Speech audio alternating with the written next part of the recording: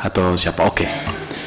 Tadi masih bertanya, waktu menerima handphone, baju dan rompi itu kapan?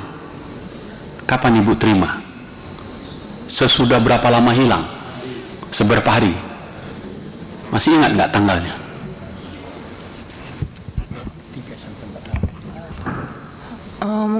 Kira-kira?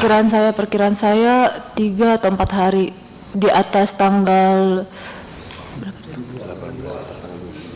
20-an. Oke. Siapa yang mengantarkan ke Ibu? Itu kebetulan saya anggota antar ke orang rumah, jadi saya dapat dari yang kerja di rumah saya. Kebetulan saya lagi di dalam rumah, dia yang mengantarkan.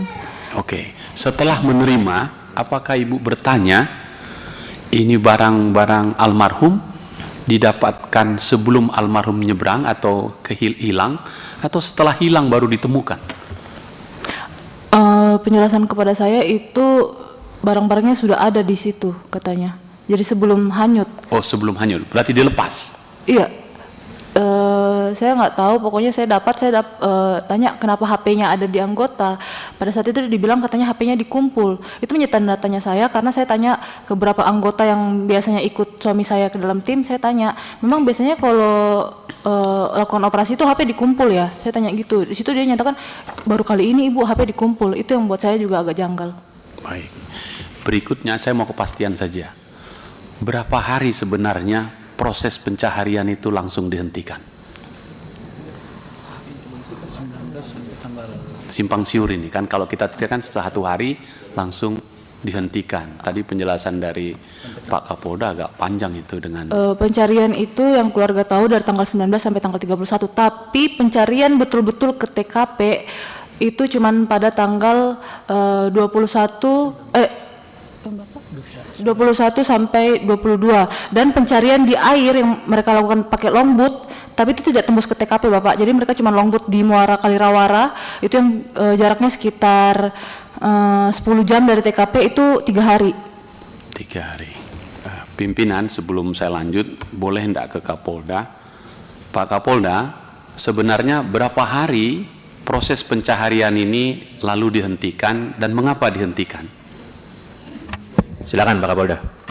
Ya, kemudian Pak Inja, proses pencarian dimulai sebenarnya terhitung mulai tanggal 18, Pak. Karena tim yang ada di sana kemudian melakukan penyisiran di sisi kali. Pencarian berdasarkan sprint mulai dari tanggal 19, Pak, sampai dengan tanggal 31. Di mana kemudian helikopter yang digunakan untuk operasi damai kartens kami koordinasi dan kami dorong dari Timika ke Bintuni hingga di tanggal 20. Setelah pencarian yang di tanggal sampai dengan akhir Desember, kami lakukan evaluasi. Kami lakukan evaluasi untuk mengusung kemudian pencarian lanjutan yang kemudian dilaksanakan berdasarkan sprint dari tanggal 27 itu dilakukan dari tanggal 28 sampai dengan tanggal 3 Februari 2025. Baik Pak, saya potong Pak. Kalau Basarnas sendiri yang ikut dalam tim pencarian ini berapa lama Pak? Basarnas itu kurang lebih sekitar 2 hari. Tanggal 19 dan tanggal 20 bersama dengan Kapolres dan ke atas.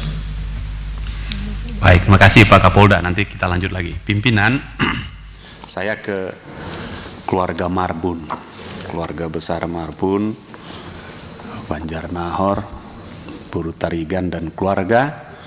Tentu saya juga sama dengan Pak Manghud, kami semua atas nama Komisi 3 boleh saya sampaikan ini, juga kami dari fraksi Partai Demokrat tentu berempati dan turut berduka cita yang dalam atas kepergian almarhum kebanggaan Polri, Pak Marbun. Yang kedua, saya setuju dengan Pak Sinaga, Pak Manghud. Saya kira ini tidak bisa cukup di sini saja pimpinan. nanti kita sampaikan ke pimpinan lagi untuk membuat atau ini menjadi terang lah. Karena masalahnya memang belum ditemukan yang bersangkutan. Ini soal kemanusiaan yang harus kita tuntaskan. Dan saya kira seorang ibu akan punya alibi pertanyaan sangat sederhana ketika anaknya bertanya, "Bapakku kemana, Ma?" gitu kan. Dan ia tak sanggup menjawab. Dan itulah tanggung jawab negara. Dan itulah tanggung jawab kita semua. Untuk memastikan informasi kepada anak ini akan ketahuinya di mana ayahnya. Kalau dia meninggal, di mana dikebumikan. Kalau dia hilang, di mana hilangnya. Dan itu tanggung jawab negara, tanggung jawab kita semua, dan tentu tanggung jawab keluarga besar Polri. Karena itu Ibu Tarigan dan keluarga Pak Marbun, jangan patah arang, kita teruskan perjuangan ini. Masih panjang, dan kami minta pihak kepolisian juga nanti terbuka, karena sekali lagi ini urusan nyawa anak manusia, nyawa warga negara, nyawa seorang bayangkara yang lagi bertugas untuk menjalankan perintah negara. Dan karena itu tentu ini penting sekali untuk kita teruskan pimpinan.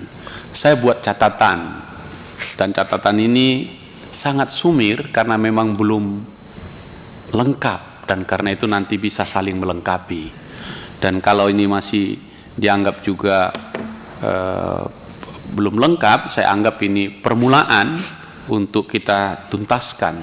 Tapi ingin saya menggambarkan ini, memberi penguatan kepada keluarga besar Marbun dan juga Tarigan, dan tentu juga keluarga besar Polri dan juga seluruh warga negara Indonesia. Ini adalah peristiwa menjalankan tugas negara, dan sprintnya juga khusus, yaitu mengejar dan menangkap target buronan yang sudah diberi sprint yang khusus dan timnya.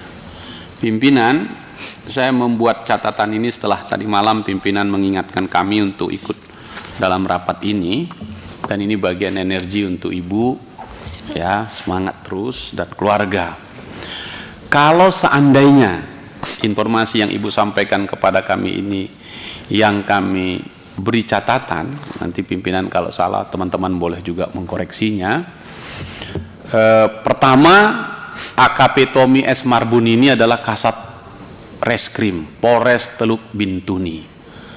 Seorang kasat adalah serse terbaik di institusi satkernya, dan ini adalah kebanggaan Polri, kebanggaan negara. Saya menggunakan kata dikabarkan tergelincir, dan ini tadi yang ditanyakan, benarkah tergelincir, jatuh dan seterusnya, itu PR berikut lah, itu substansinya. Hingga hanyut, jadi tergelincir hingga hanyut, tentu dengan alam tadi yang digambarkan yang sangat berat di sana. 18 Desember 2024, hanya 1 minggu menjelang Natal.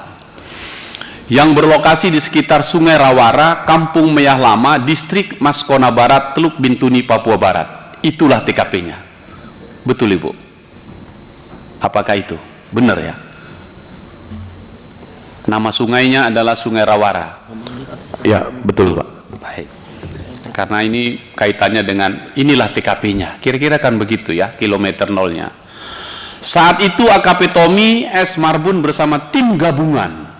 Saya setuju juga Pak Sinagata ini. Berarti banyak orang ada di situ. Mengapa satu orang yang hilang? Mengapa satu orang yang hanyut? Itu pertanyaan-pertanyaan yang memang harus diteruskan. Tim gabungan tengah melakukan penggerebekan ke markas kelompok kriminal bersenjata. Jadi ini sekali lagi tugas negara. Hingga saat ini, per hari ini berarti 3 bulan pasca kejadian. Korban belum ditemukan dan proses pencarian sudah dihentikan sejak akhir tahun lalu.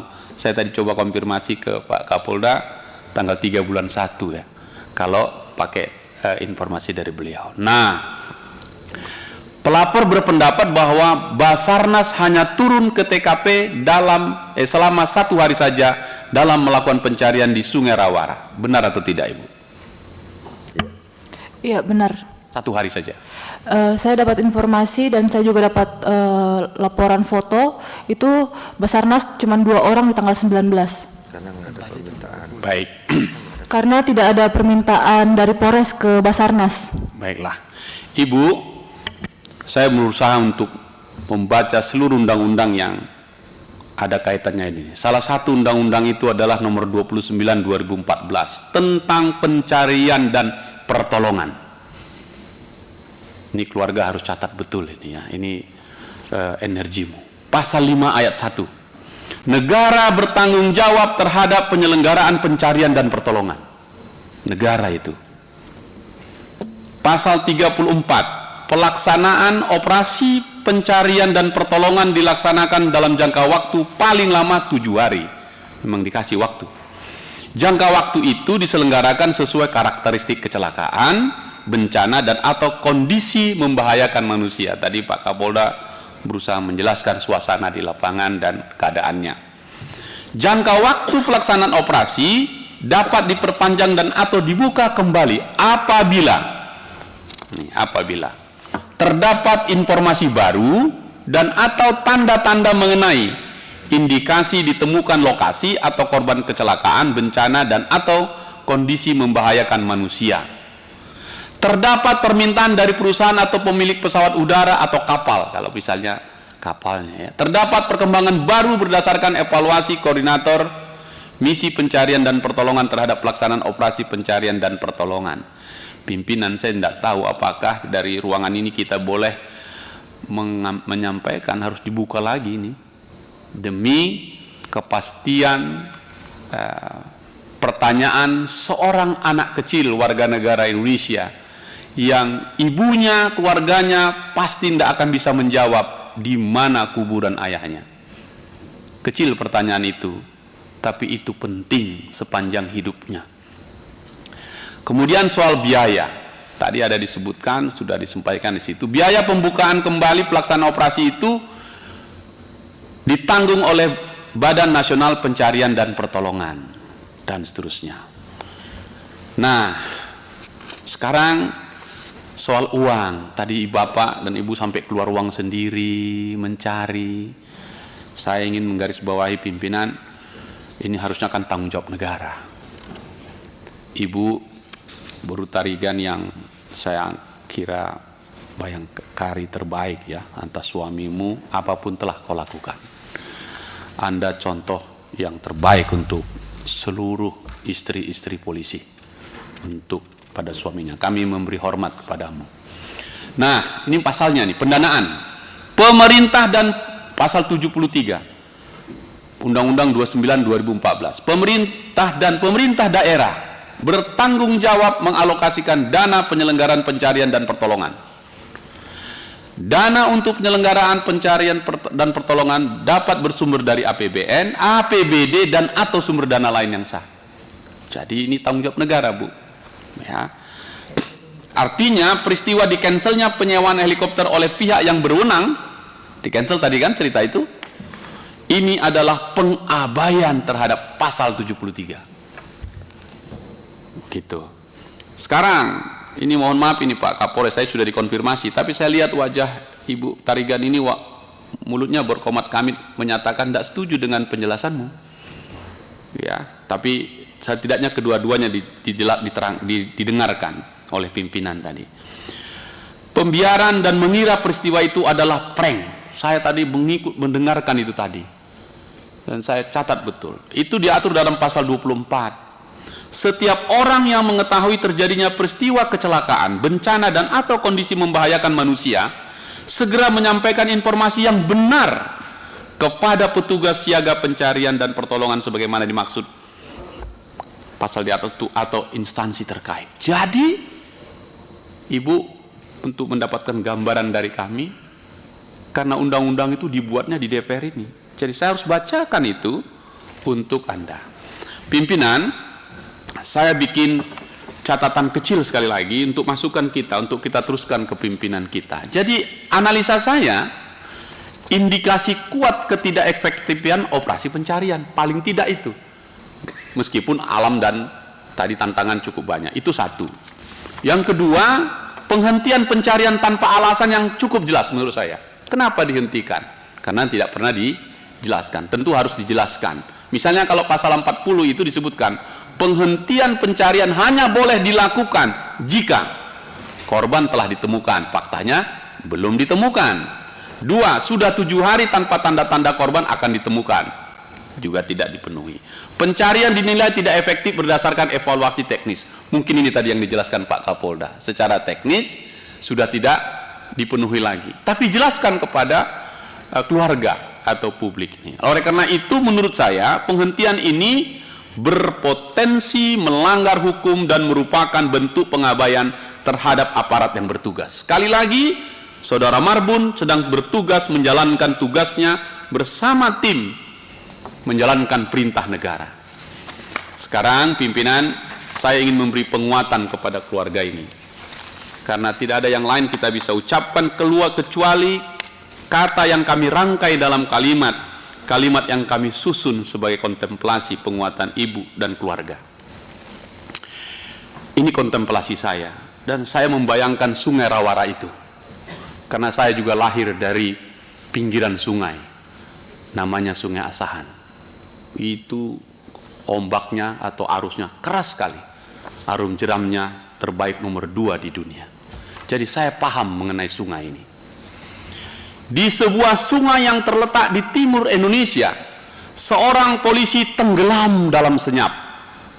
Bukan karena ia lupa jalan pulang, bukan karena ia berpaling dari tugasnya, tapi karena negara yang mengutusnya pergi seperti tak bersedia lagi menunggu kepulangannya.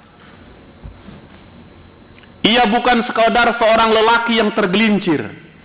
Dan saya tahu seorang polisi, apalagi serse, apalagi seorang Marbun, keturunannya Banjarnahor, orang yang tumbuh besar di Dolok Sanggul dan tepian Bakkara, pinggiran Danau Toba, Tipang Bakti Raja, tempatnya Pak Sinaga dan leluhurnya Raja Lotung memberi tempat bagi dia.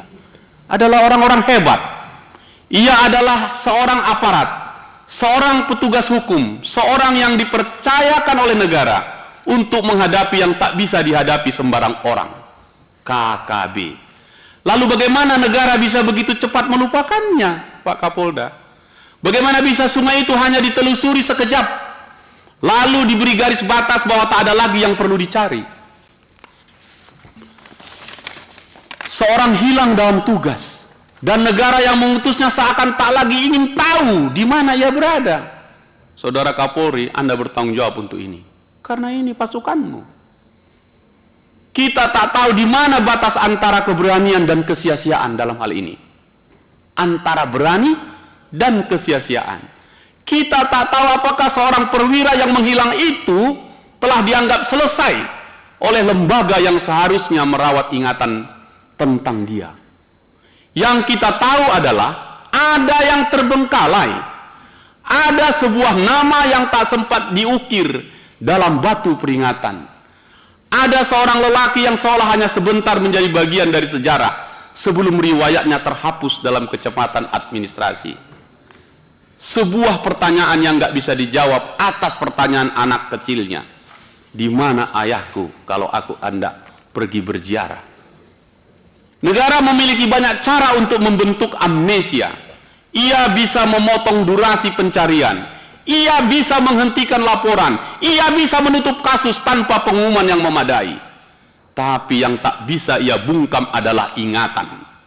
Ingatan tentang seorang perwira yang menghilang dalam tugas, tentang sungai yang tak cukup lama dijelajahinya, tentang keluarga yang masih menunggu kepastian entah kapan datangnya.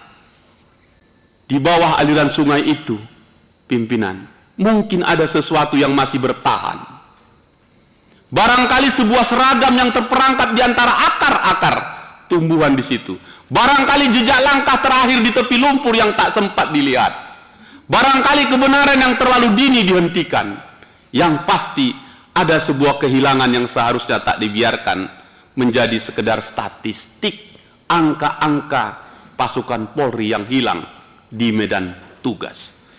Karena yang hilang bukan hanya tubuh seorang aparat, tapi juga tanggung jawab negara terhadap mereka yang telah berani berjalan ke garis depan. Atas kontemplasi ini pimpinan dan kawan-kawan Komisi 3 yang terhormat, saya mengusulkan jangan hentikan perkara ini. Kita lanjutkan, meminta untuk penjelasan lebih detail, meminta Kapolri membentuk tim khusus, mengusut, membongkar, mencari informasi sejernih-jernihnya tentang kehilangan seorang serse terbaik kita, Saudara AKP Tommy S. Marbun, agar anak kecil yang ditinggalkan di rumahnya pada waktunya mendapatkan jawaban dari negara tentang keberadaan ayahnya. Saya respect kepada keluarga ini, keadilan tidak boleh berhenti. Kami bersama ibu, kami bersama keluarga ini, kami bersama kita semua untuk mencari keadilan itu. Terima kasih pimpinan. Luar biasa, Bapak.